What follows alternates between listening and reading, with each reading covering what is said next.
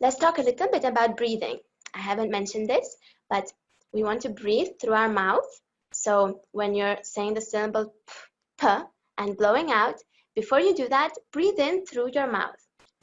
And so let's breathe in through our mouth, firm up the corners a little bit, have them come down a little bit as in a pouty face, keep a small hole in the lips, say the syllable p, and now we're going to add one more component to that, is we want the airstream to be really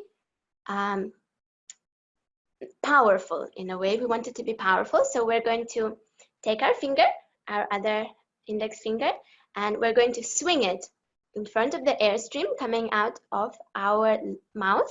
We're going to swing the finger just like this, and what we want is we want to hear a swishing sound coming from our finger going through the airstream.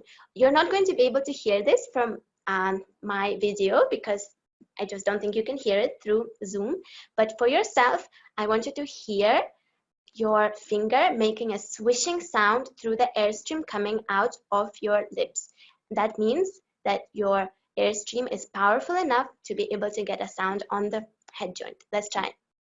So tuck your index finger under your bottom lip, firm up the corners of the lips a bit, bring them down a little bit as in a pouty face, and say p through the center of your lips, keeping the hole here really small.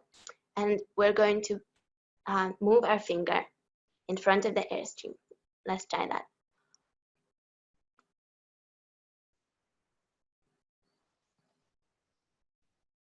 Do you hear swishing sounds?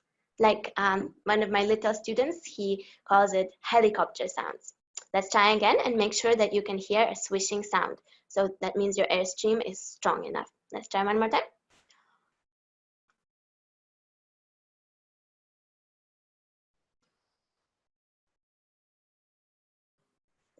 Very good. And now make sure also that you are not clenching your teeth when you're forming your flute embouchure. Make sure you're not clenching your teeth and that you have enough space in your mouth, that you're not tensing anything here. You only want to firm the corners of the lips a little bit, but you don't want to have any tension in your lips or inside your mouth. So let's do that one last time before we move on to the head joint. And also don't eat your lips, so don't do like this.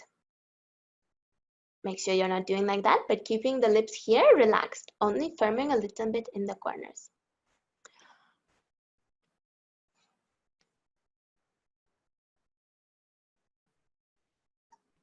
Okay, very good.